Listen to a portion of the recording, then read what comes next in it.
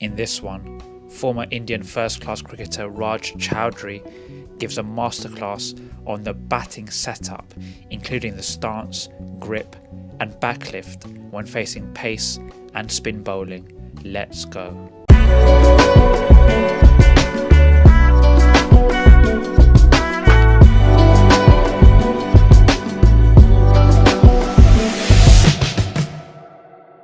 Whenever a batsman is not performing or is out of form, there could be a couple of things going wrong, but the chances are almost 85 to 90% of the time there is something wrong in his or her setup. Setup means your grip, stance and backlift. Okay, so first thing, if the red line is a popping crease, now the first thing I need to make sure is my feet are in line in my stance. Now, I don't want to be crossed like that, because if I'm here, I'm emailing, texting, faxing the bowler that I will not be able to play balls on middle and leg stump. At the same time, if I'm like this open, then I'm telling the bowler that his main channel I can't play. Okay, so I got to get a balance. And the balance is to make sure that my feet are in line so that my head is in line and the shoulders in line with the stumps at the non-striker's end. Now, I'll take examples of two players, and if you go and watch them, one is a current player, one is an ex-player, but both come from the same place in India, Karnataka. And one is Rahul Dravid and one is KL Rahul, the current Indian player. And if you see them in their stance, constantly they keep this head towards the non-striker end stumps.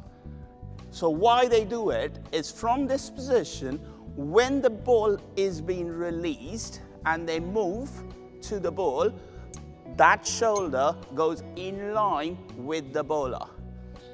If the shoulder is locked up too early, when it goes, the shoulder starts going to mid off, which you don't want.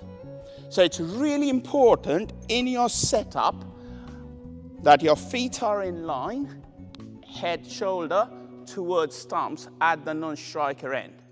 After that comes the grip.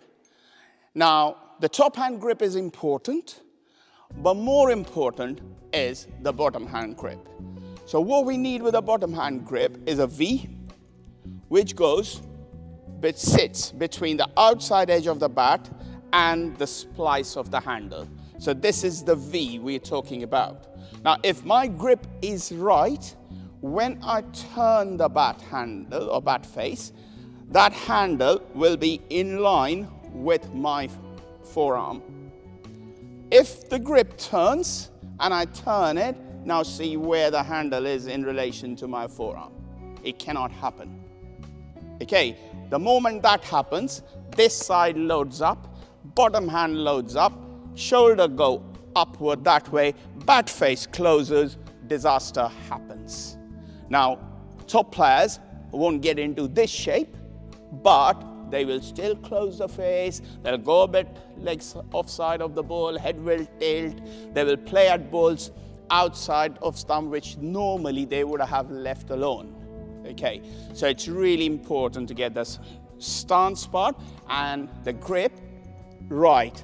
And then I have an analogy, you might like it, you might not like it, which is the left hand on my top hand is the butcher's hand.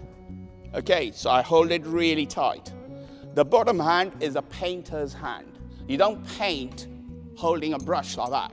So you know how light the painter's brush is held. So bottom hand is light, top hand is tight, and the ideal grip is the perfect marriage between the butcher and the painter. Well, what that helps to do is to control the bat with the top hand, and the bottom hand then works as a guide to when we want to open the face, when we want to drop the ball. On the leg side, we can come, the bottom hand comes into play a bit more when we are trying to access mid-on, mid-wicket, wide-ish mid-wicket. But the bat has got a full face whenever it is coming on its downswing. The bat has got full access to the ball. The bat face is not closing. I'm not playing with a stump. And I'm not only accessing wide-ish mid-on to mid-wicket. I can play all round the wicket. Now, if my grip is right, it's quite easy to pick the bat up right, because what we need to do is just cock the top hand wrist to make sure that the bat gets the blessing of God here and then comes down. Now, it's really important, this bat going up here, because what it does is it gives me the ability to do quite a few things. A, I can hit the ball, time the ball well, which means the ball will go hard. Secondly, it allows me to play the ball on merit, which means that I can play the ball according to the length, according to the pace, according to the movement, where I want to. I'm not at mercy of the bowler and go into his area and do that. Because if I don't pick the bat up, and I make no heel contact, I'm going to go and do that. I'm going to go hard hands, I'm going to nick off. I'm going to have no balance, no control. So it's really important that when I pick the bat up, right, so I'm going in this position or this position. So the bat is up. One other important point is about the picking up of the bat is, if my grip is right and I pick the bat up the right way, what you'll find is this part opens up and my right elbow tip points to fine leg. What that does is, again, gives me full blade access to the ball. Okay, now the moment that grip turns and becomes like this, then look what happens when I pick the bat up. So my elbow tip has gone to backward square leg or long leg. Now when that happens, the moment the bat passes my right thigh, the bat face is going to be closed. I'm going to choke the bat. My weight is going to be here. I'm going to chip the ball up, I'm going to play with a stump, and all sorts of batting problems start creeping in. Okay. We're going to talk about playing spin. And if you want to break it down, the spinner is going to bowl 3 balls. A good length ball, a full ball, or a short ball. There's only 3 types of balls a spinner can bowl. Now, a spinning ball is like a poisonous snake, right? So if I'm going to play forward to the spinner, what I got to make sure is I kill the ball and smother the spin so there is no place for the ball to spin. So if it's a poisonous snake, I hit the snake on the head. So that's the first part. If I have to defend, I need to make sure I'm right on top of the ball. Second part is I play the ball after the ball has spun and I use the crease. So if the ball is coming this way, I go here. If the ball is going this way, I go here. I can also go and play into the spin or go and play into the spin if my footwork is right. Now, there are a couple of things you got to understand. When you have men around the bat, so slip, silly point, short leg, what is the main danger when you have those 2 guys? Now, a lot of times, spinners have these 2 guys for psychological pressure, okay? Now, if you are growing up in the subcontinent and you have to come up the ranks, you just get used to playing with men around the bat, okay? You start ignoring them after some time. You don't even realize they're there. Because what your main job is to make sure that if I'm going to be hit on the pad, the ball hits the pad below my knee roll. If the ball hits the pad below the knee roll, right, even if I get a nick on the pad, that is not going to carry to silly point short leg. The difficult one is when I go here, have bat and pad close together, ball turns, gets a nick, hits the knee roll and up, then I'm done. So I have to make sure that when I'm playing on the front foot, I get that much close to the ball that if the ball hits me on the pad, obviously LBW is a different question, but to avoid those two guys, I got to make sure that I'm as close to the ball and the ball hits me below the knee roll, not knee roll and upward. So that is one main thing. Second part is extending this top hand, because the moment you extend the top hand, your bottom hand grip becomes loose and you don't poke, prod at the ball. You go with soft hands. So the ball hits the bat, it literally dies. You know a batsman has played a spinner well on the front foot defense. When you see it on TV, they play it and just give it to the city point or the keeper like that. You see it a lot in Test cricket when a good player is batting. Okay, when you are defending and the ball is going to extra cover or mid-wicket, that is bad batting. If you drive, that's different. But if you are defending a ball to a spinner and the ball is racing to the mid-wicket in the circle, that is terrible batting. That is top bottom hand squeezed grip.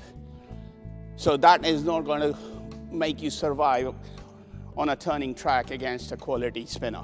And then you have to be really light and quick on your feet.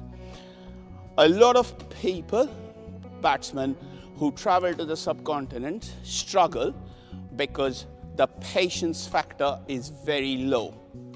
So you have to bat time. You can't go and think that I'm going to score a runner ball on a turning wicket in a red ball game. It's not going to happen if decent bowlers are bowling. So you have to bide your time at the wicket. The more you bat, the longer you bat, you will get used to it. You'll get balls to score off. The other point about moving against a spinner is you do not move early. So when a good spinner bowls, the ball's shape is the shape of a parabola, right? Now, you do not move, you can trigger, but you don't make your final movement when the ball is going up. If you make your final movement when the ball is going up, you're going to be a sitting duck, because after that you can't do anything. So you have to wait till the ball has reached its peak and about to drop to make the correct movement late and quick once you have judged the length of the ball.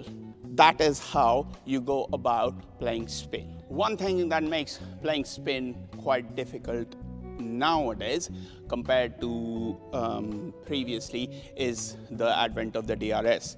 So which means that previously, during the times we played first class cricket, if you couldn't read a bowler, right, it was okay to go forward, play the ball and hide the bat inside, and no umpire would give you out on the front foot if you almost bluffed umpire into believing that you are still playing a shot. The only time they would give you out is if you try to sweep and missed it. However, with the DRS, that has become a bit difficult, because now, in olden times, if the ball was turning away from us, we were not bothered about the ball coming in. We only made sure that we covered the turning ball. But now you have to cover both edges. So which means a lot of people are staying leg side of the ball to make sure that they don't get hit on the pads. So that's something which has crept into the art of batting over the last few years, especially after the advent of the DRS. Now, how can you practice that? There's a way to practice that as well. So what you got to do is, if you have got access to a coir matting wicket or a surface where the ball grips and turns, You can bat on that with a newish ball where someone is throwing spin, where the ball is spinning, and you have to play without your front pad. If you do that, that's a very common practice in India, by the way. If you do that, what happens is this movement becomes really quick, and this shortening of the front foot becomes quick, because if someone is throwing spin hard at you, you're not going to stand there and get hit on your knee. That's quite simple. So that's your defense mechanism kicking in, and that makes your footwork really quick towards the ball or coming in here and playing the ball. So this is what can be done to negate the DRS, as well as playing the ball a bit more in front, which we all used to do initially. We never played bat and pad together. We played bat in front, which again helps to negate DRS, along with the fact that when you land your front toe, you need to make sure that the toe is open and not locked. For me, the main thing in batting is balance. Any cricket skill, literally. Your balance, the better your balance is, the better you will be able to execute your skills. And I'm massive on fundamentals of batting, where if you have strong fundamentals, you can play any format. Once you've reached your full growth and you've developed a bit of power, then you can play all formats. But if your fundamentals are weak, you're going to be pigeonholed into one format, and that's likely to be the shortest format. On top of that, I like to keep things very, very simple, because all the work has been done by the greats of the yesteryears, and there's enough evidence in what they have done just to pick points from them. We don't need to reinvent the wheel. So what I would say is the mum and dad of batting is two shots. Your front foot defense is your mum, because 80% of the bowling is going to be in that zone, and then dad is back foot defense, because everything else that will follow is an extension of those two shots. If you can play front foot defense well, you'll be able to punch well, you'll be able to run down and hit over the top, you'll be able to stand and hit over the top. At the same time, if you can play back foot well, cover line, then you'll be able to punch, you'll be able to cut, you'll be able to pull, and later stages you can get in there and ramp as well. So those two are the main base or foundation on which your batting is literally built. So what I can show you is some small drills that we do with our players at first class, so that they get into that habit. So how they keep their balance, how do they let the left side or the top side, if whichever handed they are, use the top side to do the work. And I'll show you some simple drills the boys will do. Right, so you've got now Ben, who is a current county player, as well as Ollie, who's a current county player. Now what they're going to do is a very simple drill, no frills involved, with two benches lined up, and they're going to show you how they go through the front foot process and use the top hand to cock the wrist and pick the bat up at the same time.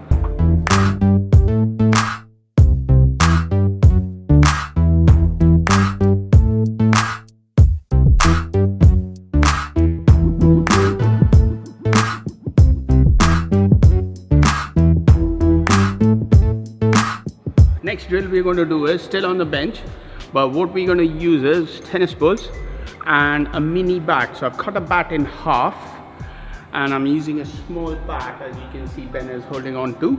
Now the reason for the mini bat is one of the biggest issues that young players have when playing forward is that they don't bend their front knee. Now if you don't bend the front knee, your weight is not getting into the ball. Now with the mini bat, if you don't bend the front knee, you're going to miss the ball.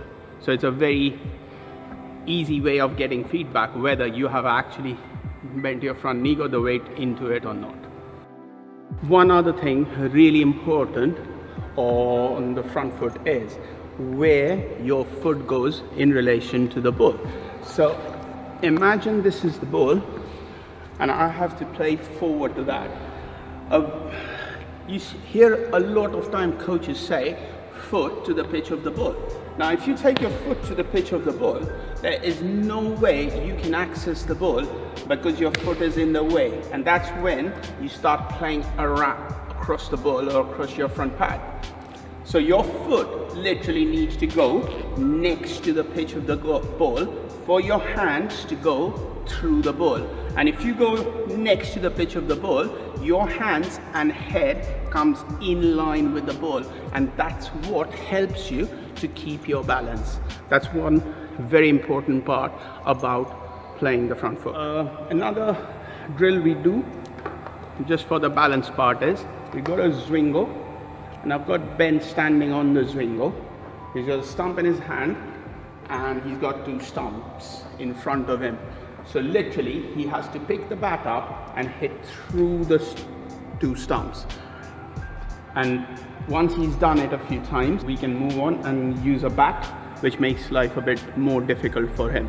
Again, everything is to keep the hands close to us, have good balance, hit through the ball. So Ben has hit some. Now I'm just going to demo something. So I'm going to go on that Zwingo, no foot movement, and this is going to test my balance and how I hit the ball straight through the ball. And I have to keep my balance. That's the biggest thing I have to do here. Okay. So just trying to make sure my head is over the ball, I'm balanced, and my bat is going up to hit through the ball. Very, very basic stuff, very effective, but at the same time it's quite boring to do. This is not come in, hit, whack, fun, hee hee ha ha. This will take a lot of time to get into your system so that you can do it without thinking when you need to actually bat. Okay, now we've done the first part, the front foot part. Now we're going to do the back foot part. So this is the dad part of batting, and the most important part here is I bat on two, so like in middle, so I bat here. The most important part is my back leg covers of stump. So if I have covered of stump, I know what to play, what to leave, and if the ball comes in here, I'm going to work the ball onto the leg side, because in most cases there are less fielders on the leg side than the offside, and it's a lot easier option to score runs on the leg side rather than the offside. Now there are a couple of things here. Though we say it is back foot, it's very important that our weight doesn't go back. So when I'm playing back foot, it's really important that my weight is still in the ball, and that will happen only if I go back on the front part of my foot or the balls of my foot rather than having big heel contact here. If I land on my heel, my weight has shifted, and if now the ball gets a bit bigger on me, I'm in trouble. So it's really important that though it's back foot, my weight is in the ball. So if my weight is forward, I can adjust according to the height of the ball. I can defend, I can punch, I can move, I can duck, I can do anything. But if the heel plants, I'm really stuck. The other part is, a lot of people talk about the back foot being parallel to the popping crease. Okay, some people like it, some people don't like it. They play a bit more compromised and it doesn't go to point, it goes to a bit cover point. But one of the most important things is the function of that front foot toe, because if I'm playing a ball on the offside, I need to make sure that my front foot toe is pointing offside. The moment the ball is on middle and leg or coming into my body, if now I have gone here, I'm a sitting duck to that line. So I have to make sure that my front toe opens for my hip to open to access the ball. That's really important on the back foot.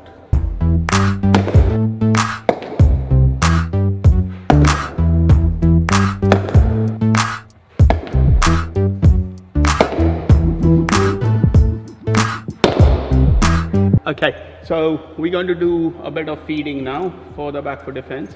I got 3 of my players here, Anish, Oli and Ben. And what I'm going to do is, I'm going to go a bit lower and I'm literally going to play on the height of the ball to make it a bit challenging for them. Once they do it with both hands, we'll move it to the next stage just to make it more challenging for them, and they do it just with their top hand. Right.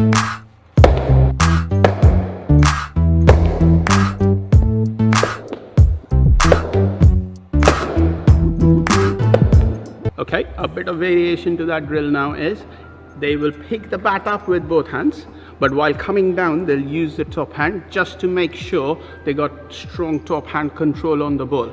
Okay, what we don't want is this side to come across the ball all the time.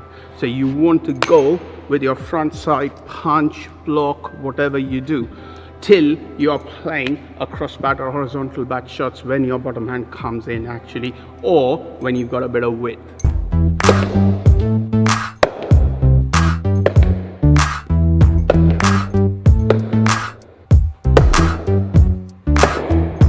Okay, so mum was done before. We did a bit of practice on the dad shot. Now, what we're going to see is that we can play a lot more attacking shots because our movement is in the right place. We are moving the right way. We are covering our off stump. We are getting room now to free our hands and play horizontal bat shots or straight bat shots according to where the ball is. So have a go at this.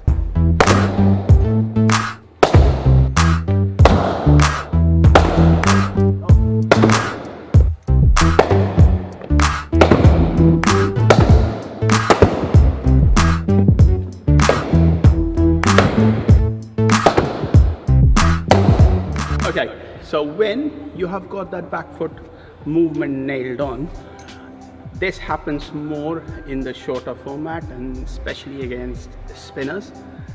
So normally our back leg, if I'm batting here, my back leg to a short ball goes here.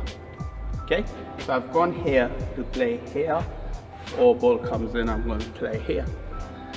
Now, in one-day cricket, against spin, at times we need to change the field or hit the ball into the gap for a single. So if an off spinner is bowling, then normally the field that is going to be set is a backward point, deep cover, extra cover, mid off, and there's going to be 5 on the leg side. It could be a long on or a mid on, mid wicket, deep mid, man by the umpire, or deep square leg, or a man at 45.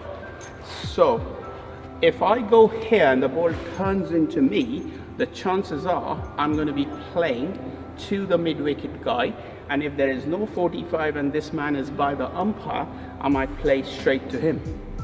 So in that case, I'm not going to get off strike. Now, on the offside, I've got an extra cover and a backward point or a short third man. So in that case, it makes a lot more sense not to go here, but to go back to back, so that hit the ball into the spin, into the gap, and get a single. So what that does is, it either makes the captain move one from here to here, or the bowler comes from here, changes his line to come in a bit straighter. Once he comes straighter, I can access different areas, and if I know that he's going to come straighter, it becomes a lot safer to run down at him and hit him over the top or down to long on, or just come back and keep punching it down to long on once mid on has gone back. So this is just a little variation on the back foot. It is not a compulsion, right? So first thing, we need to learn how to do that. That's the first part. When I mastered that, then comes the next stage, how to pick singles by getting the back leg into different positions against spinners, especially in the limited overs game. Okay, so we had a bit of practice with the mum of batting.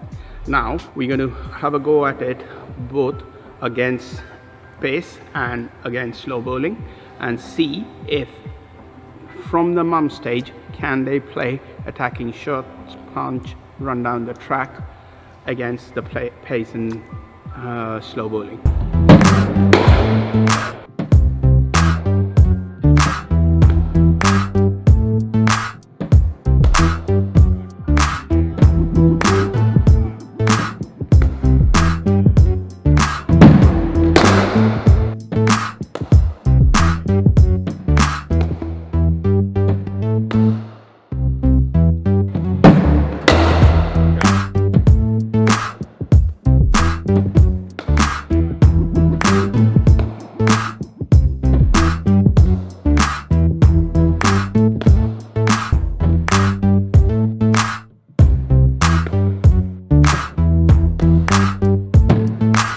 So Cricket Life Stories with me, Neel Khagram. Today we're joined by Raj Chaudhuri. Raj, we're going to talk about taking guard in cricket as a batsman. So traditionally, I grew up in India, and in India we are all taught as a youngster to bat on leg stump.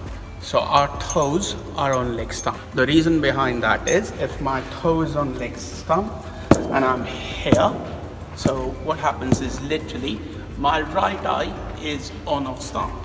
Okay, so when I'm coming here, anything outside my right eye, I can safely leave the ball. So that is the principle on which this has been built. And most Indian players from the 60s, 70s, 80s, if you see them in their stance, they have the bat tapped. You see very few Indian batsmen stand up like that. Okay, so that doesn't happen because there's a massive difference in your head position when you're tapping a bat here or you are here. When I started coming to England, I figured out that the ball moves a lot more off the wicket in England. So if you bat on leg stump, you actually have to cover a lot of distance, which in India you don't have to, because in India off the wicket there is not much of movement. So if you bat on leg stump, you actually open up the offside a lot easy. But in England you have to adjust it and negate that movement a bit. So it becomes easier if you bat on leg and middle or middle, because you have got less to cover. However, this is a new fad now which has been coming into the game over the last couple of years, where players start on off stump. Now, you got to understand one thing. As a batsman, it's impossible to stay absolutely rock still. It's impossible, because when you're playing 85-90 mile bowling, very few can stay absolutely rock still, because you need to move a bit. Okay. Now, if I bat on off stump, what's going to happen is my bat is always going to come down from there to the mid on.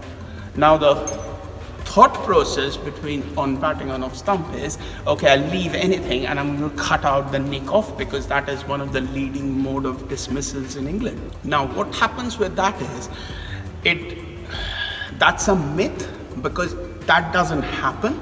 And what it does is, it opens the LBW gate a bit more, because any umpire, the moment you ask for off stump, he's thinking at the back of his mind, right, here we go.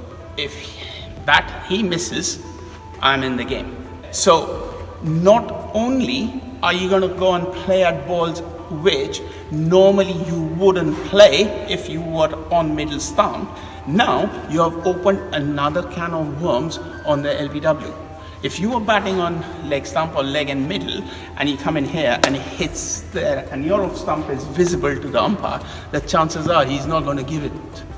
But if you bat on off stump and he goes and he get hit and he can't see any of your stumps, the chances are he's going to give it. And I really don't recommend batting on off stump. The only time I would recommend batting on off stump is times we have to negate an off spinner who's turning really big on a turning wicket, and that at times we really want to go with the spin. That time, or getting this leg outside the off stump, that is a different scenario. But generally to seamers, I would recommend bat on leg and middle or middle.